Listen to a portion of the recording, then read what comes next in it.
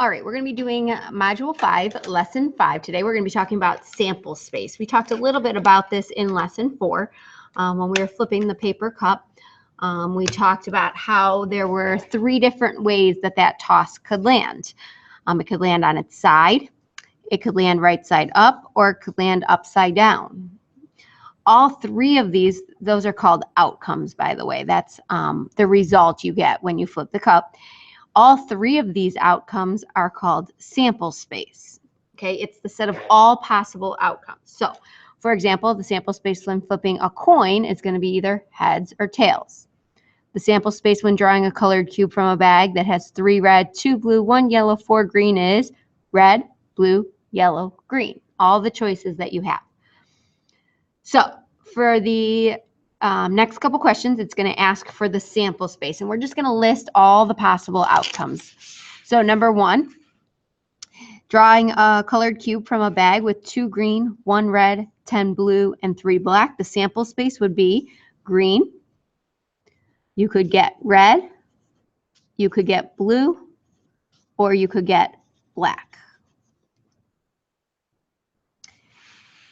Number 3, tossing an empty soup can to see how it lands. Well, what could we get when we toss that soup can? Well, it could land on its side, could land right side up, or it could land upside down. That would be the sample space. Those are all of your outcomes. I'd like you to try the next 4 examples. Come up with the sample space. When you're done, hit play again, and you can check your answers, make sure you have the correct answers. So go ahead and pause the video. All right, so number 3, shooting a free throw. You can either make the basket or you could miss it. Number 4, rolling a number cube with numbers 1 through 6. Well, you could get 1, you could get 2, 3, 4, 5, or 6. Selecting a letter from the word probability, you could get a P, an R, an O, a B, an A. Now, we've already listed B there, so we don't need to list B again. I, L, I is already listed, T, and Y. All right, spinning this spinner, we could get 1, 2, 3, 4, 5, 6, 7, and 8. That would be our sample space. All right, so let's look at number 7. Number 7 says that we're going to consider a chance experiment of rolling a number cube. So the first thing we have to do is find the sample space. What are all the possible outcomes for rolling a number cube? Well, we could get 1, 2, 3, 4, 5, and 6. So there are 6 possible outcomes. The next part of that direction says list the probability of each. So what is the probability of getting 1?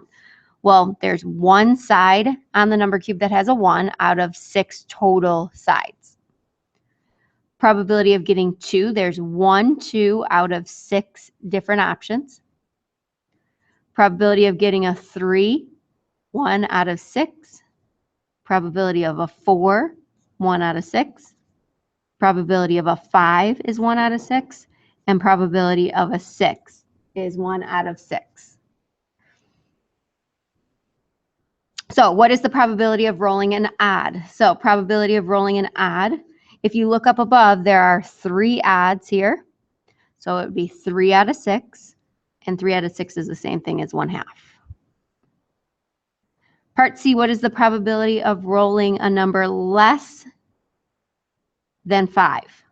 Well, look at how many numbers are less than 5. 1, 2, 3, 4 out of 6, which would be 2/3. All right, I'd like you to try number 8 on your own. So hit pause when you are finished with number 8. Go ahead and hit play to make sure that you have the correct answers. All right, so number 8, what is the sample space for selecting letters from the word number? So we have N, U, M, B, E, and R. So the probability of N would be 1 out of 6. Probability of U would be 1 out of 6. Probability of M would be 1 out of 6.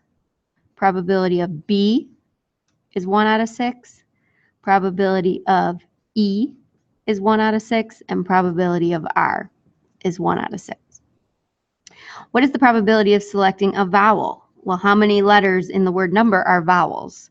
You have the U and the E, which is 2 out of 6, or 1/3. What is the probability of getting the letter Z? Well, how many Z's are in the word number? That would be 0 out of 6, or just 0.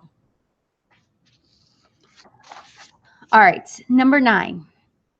This is really where sample space is really helpful in answering these questions about probability. So we have students are playing a game that requires spinning 2 spinners. Here's the 2 spinners. A student wins the game if both land on red. So what's the probability of winning the game? Now, in order to do this, like I said, you have to know what all the possible outcomes are, or what we call sample space. So let's find the sample space first.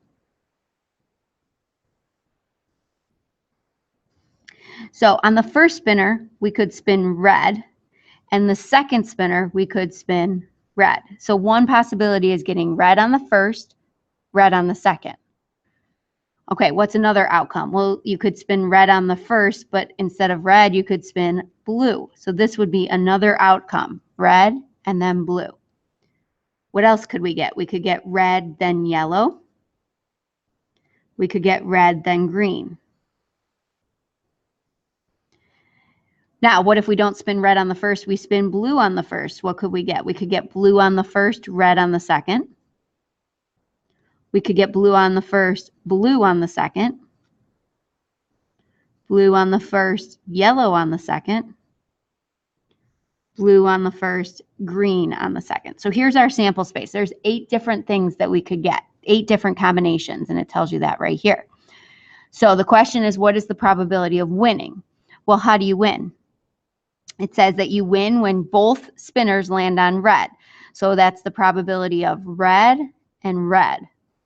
Well, if you look through the sample space, there's only 1 red and red. So 1 out of the 8 chances of winning.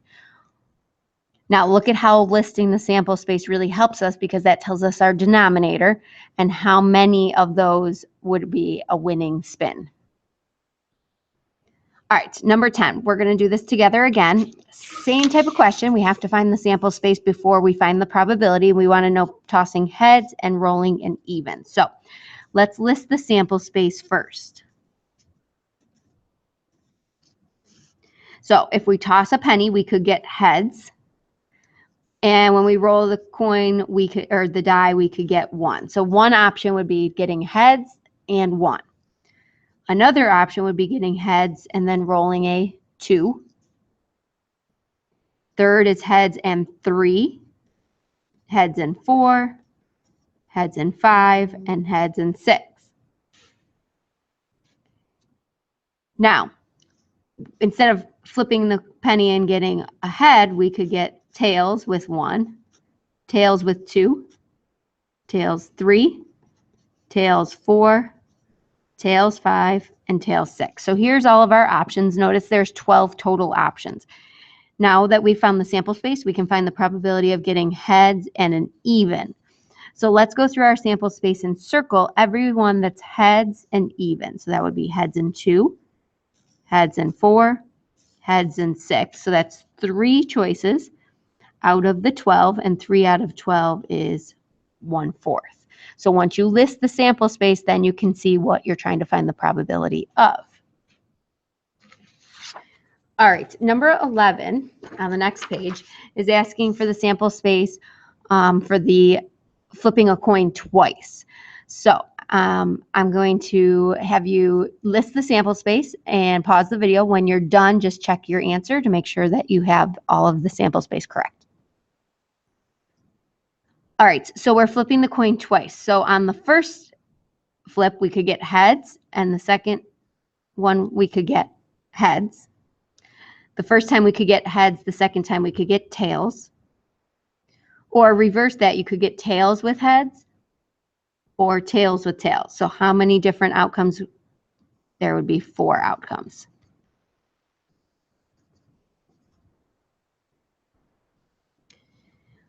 All right, I'd like you to try these on your own now. The problem set follows this lesson. Good luck.